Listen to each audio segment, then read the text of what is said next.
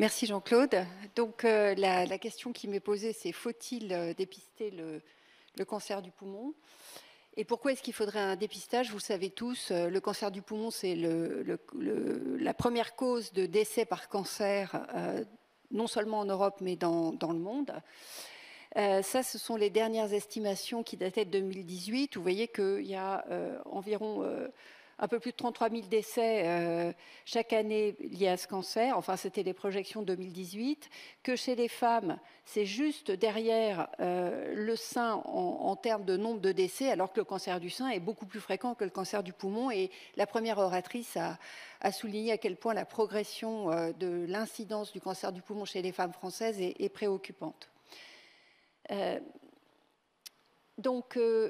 Alors pourquoi est-ce que c'est grave le cancer du poumon? Parce que le poumon, c'est un organe silencieux et en fait, la phase initiale des tumeurs est cliniquement sans aucun symptôme, et quand on a des symptômes, 80% des patients sont à des stades avancés et 50% sont métastatiques. Donc l'idée du dépistage, c'est d'aller attraper la maladie quand elle est détectable et pas encore cliniquement parlante.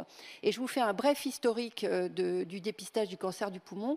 Dans les années 70, aux États-Unis, il y a eu le Mayo Lung Project où, comme test de dépistage, on utilisait la radiographie du poumon pour montrer qu'en fait, ça ne marche pas, il n'y a pas de réduction de la mortalité par cancer chez les patients c'était une étude randomisée, qui avait une radiographie du thorax par rapport aux soins courants.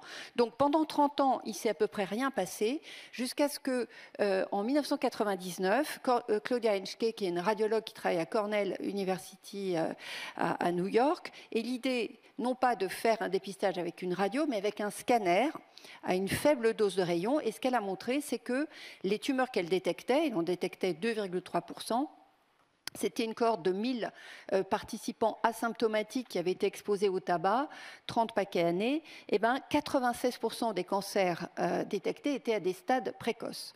Mais voilà, cette étude, elle n'était pas randomisée, elle s'est fait beaucoup critiquer. Et c'est pour ça que le National Cancer Institute aux États-Unis a lancé une énorme étude, qui est l'étude NLST, vous voyez, qui a randomisé plus de 54 000 participants dans l'idée de démontrer que ce n'était pas une bonne idée de faire le dépistage.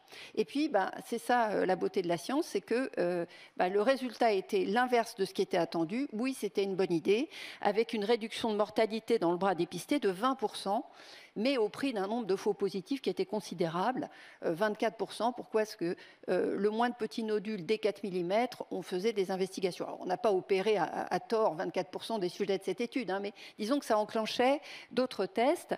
Ça ne les a pas empêchés de commencer le dépistage aux États-Unis en 2013. Ce n'est pas un dépistage organisé, c'est un dépistage individuel élargi selon les États. En 2016, notre haute autorité de santé a mis un avis négatif, et que moi je trouve que c'était effectivement pas raisonnable de se lancer avec un test qui avait 24% de faux positifs.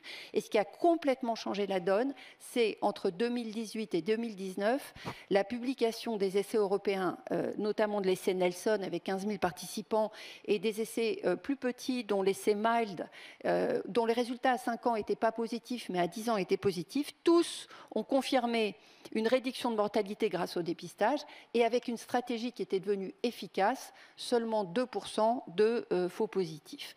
Alors ça, vous voyez, je portais le même pull et le même collier, on dirait que je ne me change jamais. Ça a conduit à une mission d'information auprès du Parlement européen. On était 2, bras dessous, un pneumologue, David Baldwin, et moi pour les radiologues, la Société européenne de radiologie, pour aller faire une mission d'information auprès du Parlement européen en disant, écoutez, messieurs, dames, vous êtes les politiques, donc les décisionnaires, nous, on est les docteurs, on vous rapporte une évidence, et maintenant, c'est à vous d'agir. Alors, ça a pris un peu de temps, parce qu'entre fin 2019 et 2022, il ne vous a pas échappé qu'il y avait une petite pandémie.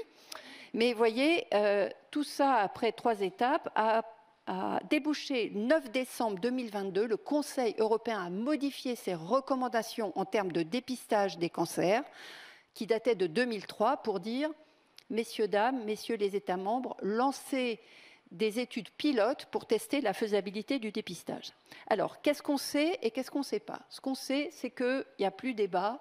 le bénéfice médical du dépistage n'est plus remis en question. Vous voyez cette revue Cochrane qui a poolé un certain nombre d'études. 21% de réduction, c'est au moins 21%. Au moins. Pourquoi?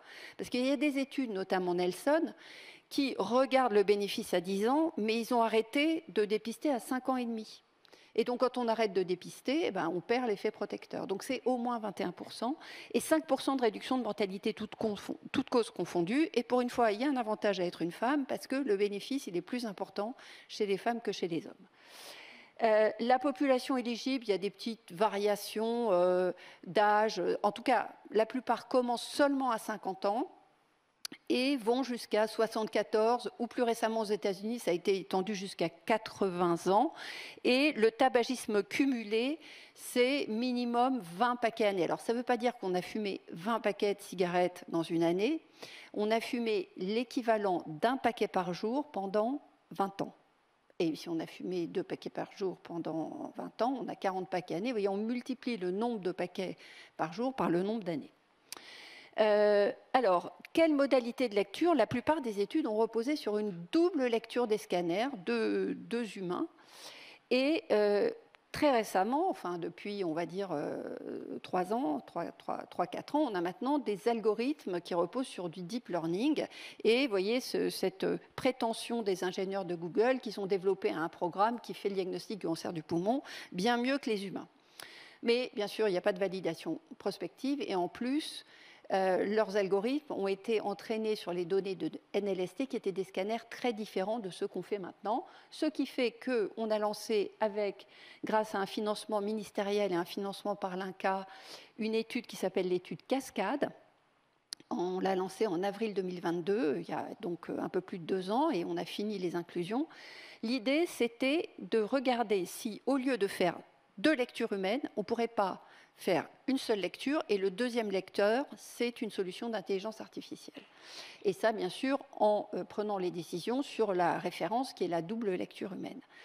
Pourquoi? Parce qu'en se projetant dans la perspective d'un futur dépistage en population, vous voyez, c'est beaucoup plus simple d'avoir une seule lecture, et parce qu'en plus, ces algorithmes d'intelligence artificielle, il faut dire qu'ils marchent bien, s'ils sont supervisés par l'humain, parce que ça marche très bien, puis de temps en temps, ça ne marche pas du tout, donc il faut quand même qu'on soit derrière. On a toute une liste d'objectifs secondaires que je ne vais pas trop détailler pour rester dans mon temps. Alors, pourquoi les femmes? Ça, on m'a posé la question 1 million de fois, puisque la question de recherche, elle n'avait pas besoin que ça soit que chez des femmes. Regardez si on peut faire simple lecture plus IA versus double lecture. Et d'ailleurs, c'est pour ça que la première année, ça n'a pas été financé. Il a fallu resoumettre la copie l'année suivante. Mais les raisons sont les suivantes. C'est qu'on manque de données féminines. Toutes les études étaient, notamment Nelson. Nelson, il y avait 83% d'hommes. Et d'ailleurs, sa dernière phrase, c'était « il faut plus de recherche chez les femmes ». Bon, allons-y. Deuxième raison, c'était pour mettre un coup d'éclairage sur cette situation épidémiologique inquiétante chez les femmes françaises. Et ça a été ensuite tout à fait conforté par cette étude très importante de nos collègues pneumologues qui, tous les 10 ans, ont regardé les statistiques de leurs patients hospitalisés pour un cancer du poumon. Et donc, en 2000, ils ont fait 2000, 2010 et 2020. En 2000, les femmes, c'était 16% des malades avec un cancer du poumon dans leurs hôpitaux. Et en 2020, c'était 34,6%. Donc, vous voyez que la part des femmes, elle a plus que doublé en 20 ans. Et avant l'âge de 50 ans, 41% des malades hospitalisés dans nos hôpitaux généraux pour un cancer du poumon sont des femmes. C'est très choquant. Quand j'étais jeune interne, il n'y avait pas de femmes hospitalisées pour un cancer du poumon quand j'allais à l'hôpital. Mon premier stage, c'était en 4e année, un stage de pneumologie à l'hôpital Laennec, qui a fermé depuis. Il n'y avait pas de femmes avec un cancer du poumon, quoi. Et c'est quoi? Pourquoi c'est maintenant? C'est les effets boomerang retardés du début du tabagisme féminin en France dans les années 70-80. Alors, d'un point de vue d'organisation, on peut faire le même rythme que le dépistage du cancer du sein, puisque si les 2 premiers scanners sont négatifs, on peut passer à un rythme tous les 2 ans. Donc, vous voyez, c'est 2 dépistages radiologiques qu'on pourrait combiner. Et enfin, comme je le disais, il y a un bénéfice qui est très important chez les femmes. Dans l'étude Nelson, quand on regarde à 7 ans, alors bien sûr, l'intervalle de confiance est très large, mais il y a 59% de réduction du risque de décès. Alors, cette étude cascade, je vous donne où on en est en septembre. Depuis, on a fini nos 2400, on avait un effectif de population qui était 2400. Donc, ces femmes, on les suit 2 ans. On s'est adressé en population avec ce message. Si vous êtes fumeuse ou ex-fumeuse et avez ça, cet âge-là, vous pouvez participer à une étude. Et on a bénéficié d'une collaboration avec les CRCDC qui envoyaient les invitations au dépistage organisé du sein pour informer les femmes, c'est-à-dire s'adresser en population et pas par le biais d'un recrutement médical pour cette étude. Alors, vous voyez que ça, c'est l'analyse intermédiaire. Il faudra le confirmer, mais ça a l'air de marcher de façon tout à fait acceptable, avec une sensibilité qui est, bon, pas 100%, mais qui est 95% par rapport à la double lecture. Alors, on a été très exigeant, c'est une double lecture par des experts de la Société d'imagerie thoracique, c'est-à-dire des radiologues très spécialisés, en plus, ils sont 2. Et puis, on va voir si les Google Engineers, là, ils ne nous ont pas baratinés. Il y a quand même des faux négatifs.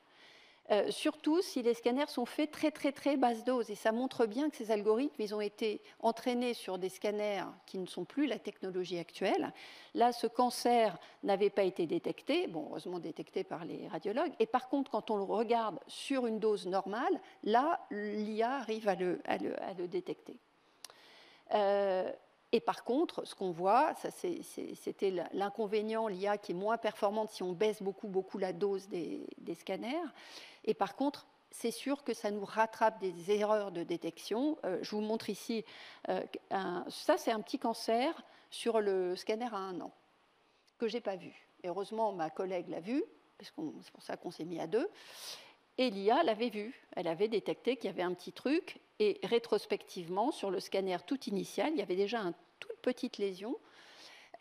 Donc ça, c'est une information importante, parce que ça veut dire que ce n'est pas quelque chose d'infectieux transitoire. Dans le poumon, des fois, il y a des petits nodules qui apparaissent qui ne sont rien du tout. Là, non, 1 an avant, c'était présent.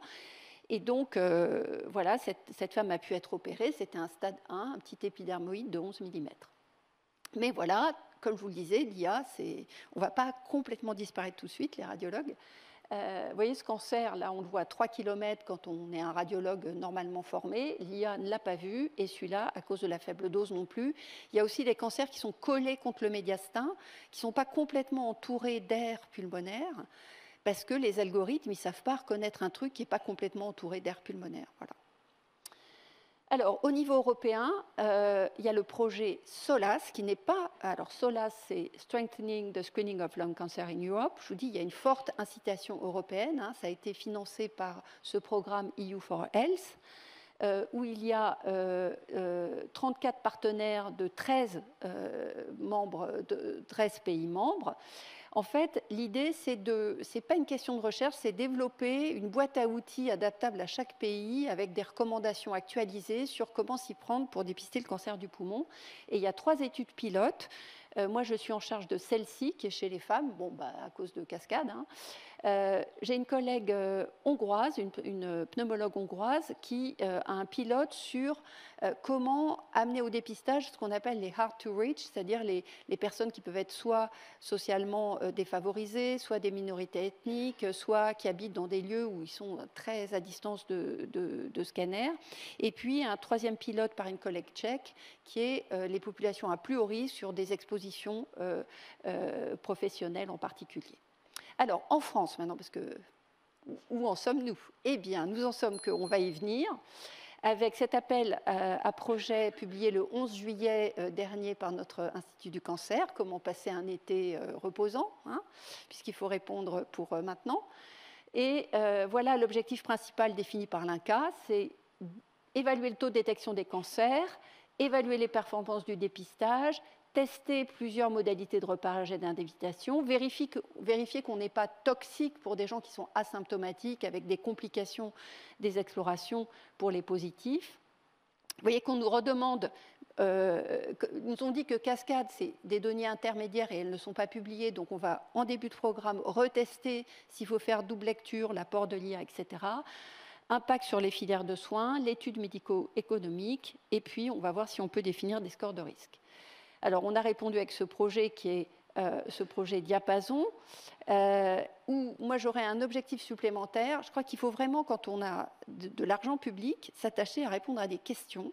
Donc il y avait la question sur cascade sur l'IA, parce que c'est, voilà, hein, si on peut faire simple, pourquoi faire compliqué? Et la deuxième question, maintenant qu'on a encore une fois l'intelligence artificielle, elle nous permet de reconstruire des images de scanners très faible dose avec le deep learning sur des images qui deviennent diagnostiques. Et donc le Graal, c'est qu'on arrive à avoir les renseignements du scanner au coût du radiation d'une simple radio face profil. Donc c'est ça qu'on va vouloir valider aussi dans ce programme. Donc en conclusion, dans les temps, je vais ralentir,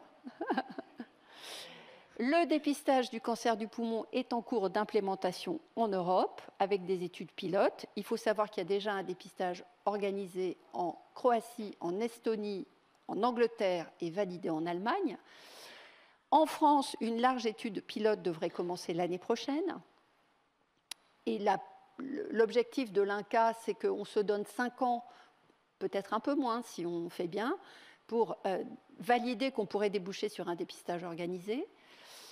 Les questions à résoudre, c'est les modalités de lecture, optimiser aussi les critères d'éligibilité et les intervalles de dépistage. Il y a un projet européen dont je ne vous ai pas parlé qui s'appelle For in the Long Run, où on va essayer de personnaliser qui on invite et à quel rythme on dépiste. La grosse question, c'est est-ce qu'on va juste faire le cancer ou en plus les calcifications coronaires et l'emphysème? C'est ce qu'on appelle the big three. C'est-à-dire on ne va pas se contenter de détecter le nodule. Un scanner faible dose sans injection permet d'évaluer le degré de calcification des artères coronaires, qui est un fort marqueur de mortalité cardiovasculaire. Et on a de l'IA maintenant qui permet de le faire avec des percentiles en fonction de l'âge. Et puis, bien sûr, il faut travailler parallèlement à la prévention primaire et à l'accompagnement des fumeurs. Ce n'est pas logique d'inviter des gens à faire des scanners et de ne pas essayer de les aider à arrêter de fumer, ce qui ne doit pas être une injonction, ça doit être une aide. Et je vous remercie de votre attention. Merci. Alors, on commence à être un poil en retard sur le temps, mais on va grappiller 1 ou 2 minutes quand même. On ne va pas pouvoir dépister toute la population. Comment on va choisir? J'ai laissé tomber le micro. Non, ça s'adresse aux fumeurs et anciens fumeurs. Les estimations en France, c'est qu'il y a 3 millions de Français à risque. On va déjà avoir une question d'adhésion. Dans les dépistages, on est plus inquiet de est-ce que vraiment on va avoir une adhésion que oh là là, on va en avoir trop. On y arrivera. Il faut savoir que, en tout cas, le scanner n'est pas le facteur limitant. Je pense qu'on a suffisamment de machines, elles vont très vite maintenant. Il faut avoir des acteurs pour les lire. Et tout va dépendre de l'adhésion, effectivement, à ce programme. C'est encore beaucoup de stigmatisation, de sentiment de culpabilité, un peu de honte et de stress et tout ça. Il faut vraiment encourager les fumeurs et les déculpabiliser pour les inviter à aller au dépistage parce qu'il y a un vrai bénéfice. Ça réduit un risque, ça ne l'annule pas, mais c'est vrai qu'on a une évidence qu'il y a un vrai bénéfice. Voilà. Alors une dernière chose, plus personnelle, vous faites beaucoup de choses pour sensibiliser les gens au cancer du poumon. Je sais que vous êtes en train de préparer un petit film. Il manque des sous, il y a une cagnotte. Où est-ce qu'on met des sous dans la cagnotte? Alors, non, mais les sous, ça va à peu près. Ça va à peu près? Oui, oui. Bon, ben, mettez pas de sous. Alors, mais on peut toujours en mettre un petit peu plus, Marie-Pierre. Bon, écoutez, oui, si vous voulez. Après, plus on a d'argent et mieux on est. Mais c'est vrai que j'ai le temps d'une ou deux phrases de plus. Allez, 1 ou 2 phrases. C'est moi qui vous ai lancé. Alors, moi, en fait, je vais vous dire, je baigne dans le cancer du poumon professionnellement depuis 25 ans. Et j'ai réalisé, le jour où ma cousine est tombée malade à 49 ans, sur un stade 4, que ce n'était pas quelque chose de virtuel. Et ça a été pour moi un choc. Elle n'est pas complètement étrangère au fait que j'ai lancé l'étude Cascade. Et je pense que pour avoir un impact en population, on pourra accumuler toutes les statistiques de la Terre, faire des rapports. Ça ne va pas changer les mentalités. Et c'est pour ça que j'ai travaillé à ce documentaire qui s'appelle « Fumer ou vivre ». Voilà.